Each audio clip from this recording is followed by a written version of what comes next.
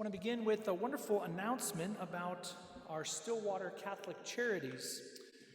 Starting last year, many of you know, Catholic Charities of Eastern Oklahoma began operating out of the basement of the old St. Francis Xavier Church.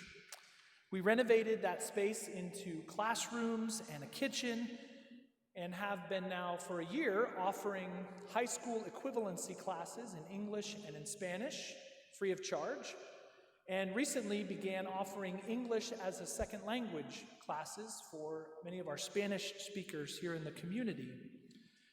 Both of these programs are under the leadership of parishioner Mike Fitzgerald and a wonderful team of volunteers.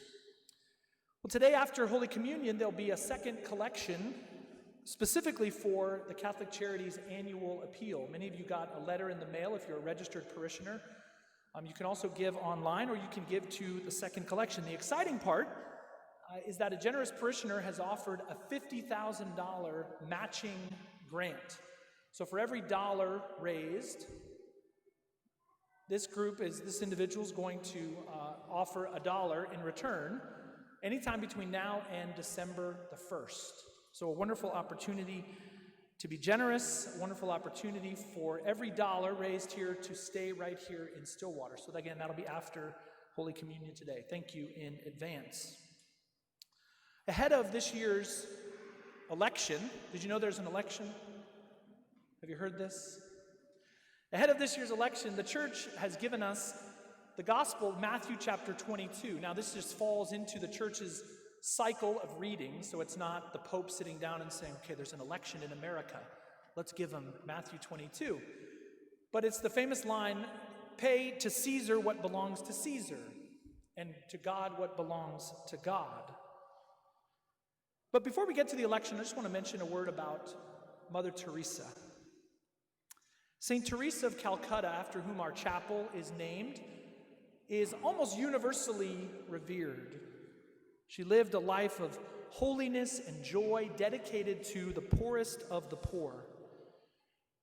Even though she died recently, 1997, she continues to be an inspiration to millions upon millions in her native Romania, in her adopted home of India, and to people around the world. But did you know that Mother Teresa had critics? Now, who are these people? Who could possibly have any criticism of the life of Mother Teresa? But the biggest criticism of Mother Teresa is that even though she served the poorest of the poor, she didn't do enough to bring about change to the causes of poverty. She tried to alleviate poverty, but never got to any kind of systemic change. Now, I'd argue she did a lot. She brought a lot of attention to the poorest of the poor, especially in Calcutta. But her critics would say that she didn't do enough. As we approach Election Day 2020, just 16 days from today, it's hard to find someone who doesn't know there's an election. Maybe who doesn't even know who they're already voting for, at least in the presidential election. But as we go to the polls here in Payne County, or wherever you're from, it's worth noting that there is more than just a presidential election about to happen. On the ballot here in Payne County is people running for State House, State Senate, the United States House of Representatives, the United States Senate. Several judges are up for re-election, as well as 2 state ballot questions. My guess is many of you have not made up your mind on those. Maybe you haven't researched it. Maybe you have. Maybe you've already voted. Well, this homily is not meant to tell you how to vote.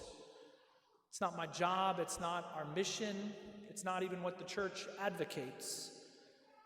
But I do want to lay out some important principles that any disciple of Jesus Christ ought to take into account when forming his or her conscience for faithful citizenship. So a few key points. If you're not familiar with the term, I want to introduce something called Catholic social teaching.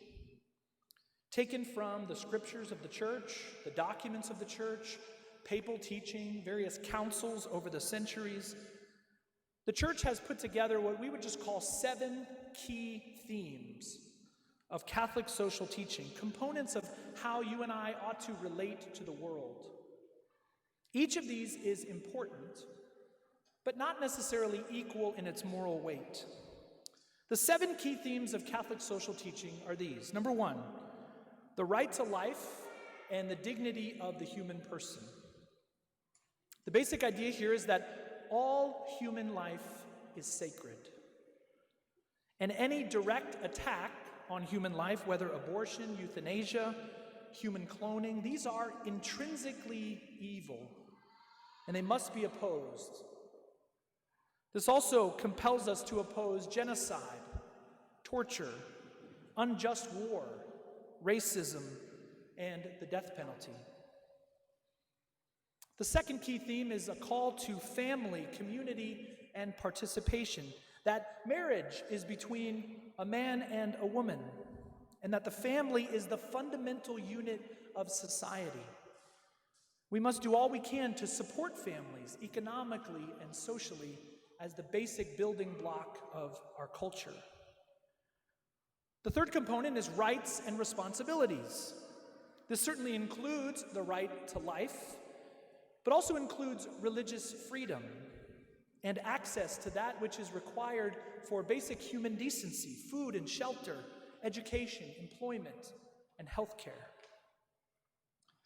The fourth theme of Catholic social teaching is the option for the poor and the vulnerable, that those in greatest need deserve our preferential concern.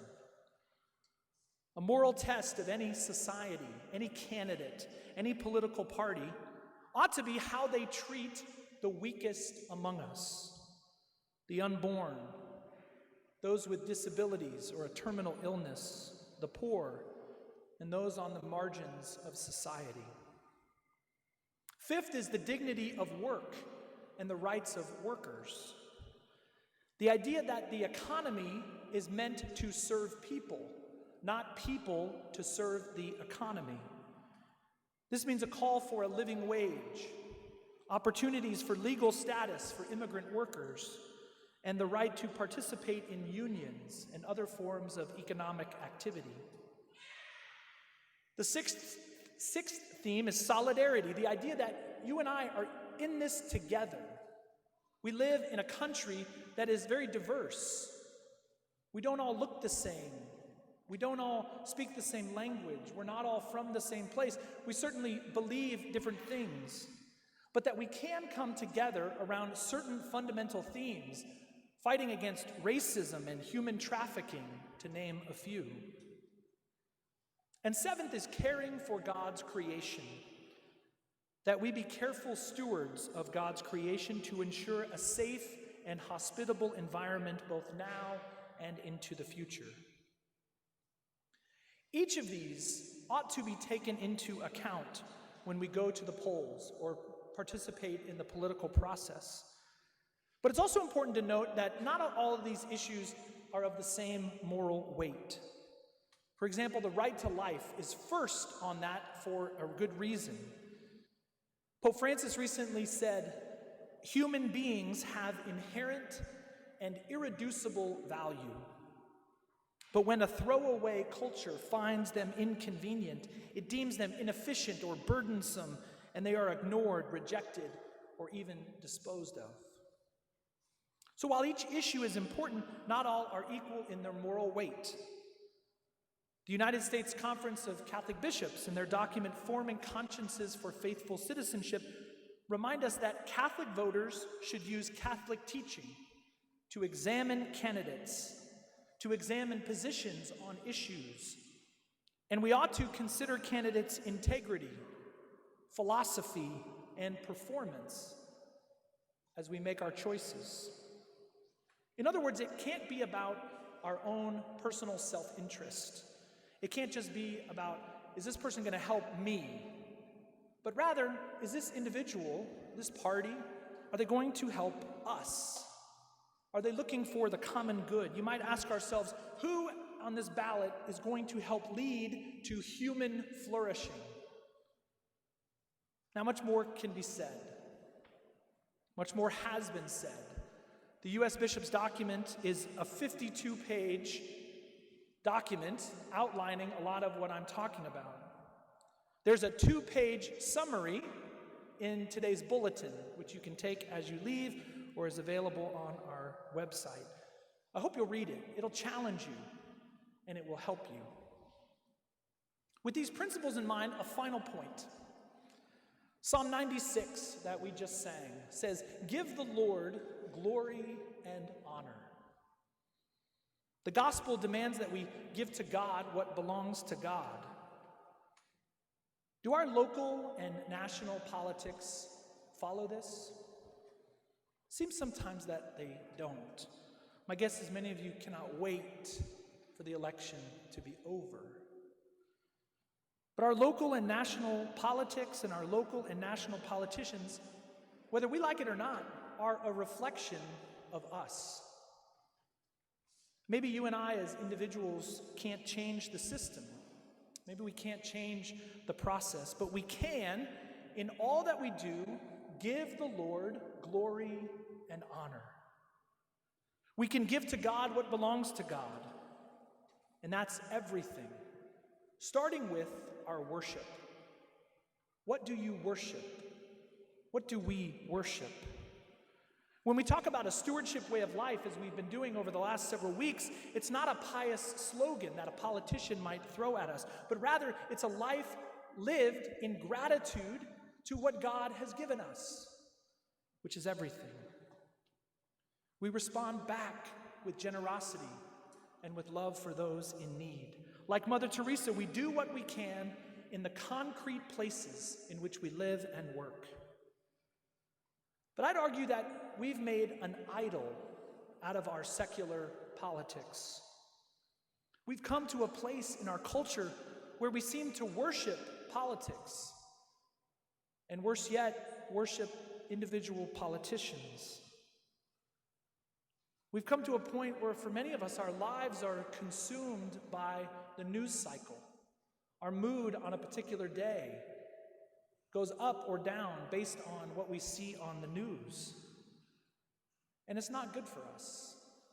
It's not good for our spiritual lives because ultimately it takes time away from prayer, from our families, from volunteering, from making a living. But most of all, it detracts us and distracts us from our relationship with the Lord. I would say this, if you talk or think more about President Trump or Vice President Biden or Judge Amy Barrett or mail-in ballots or the Electoral College or fake news or even COVID, if you're thinking about those things and talking about those things and consuming those things more than Jesus Christ, I think we've made these things an idol. Are we first and foremost people of prayer? Are we seeking holiness? That's ultimately what's going to change the world. Political activism is good. Political awareness is good.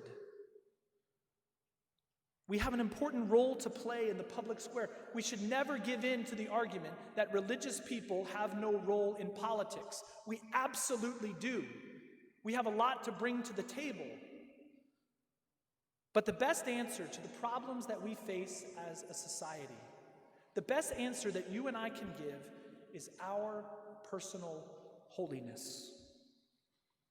Mother Teresa famously said, if you want to change the world, go home and love your family. Holiness is what we're after, and prayer is the path to that holiness. And so between now and Election Day, a challenge.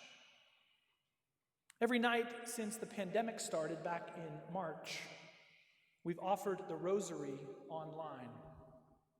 Each night led by priests or individual families here in the parish, each night at 8 p.m. on Facebook, on Twitter, on our parish webpage, on our YouTube channel, the Rosary is prayed.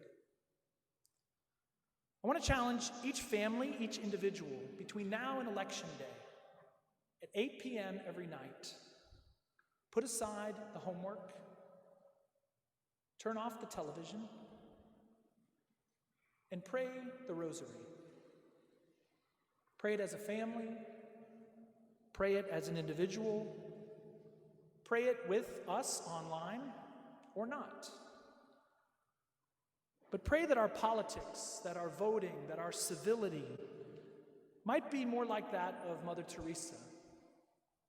Her critics would say she didn't do enough to change the system, but guided by the love of Jesus Christ, she did what she could in the place where she was. She didn't make politics or a particular issue her idol.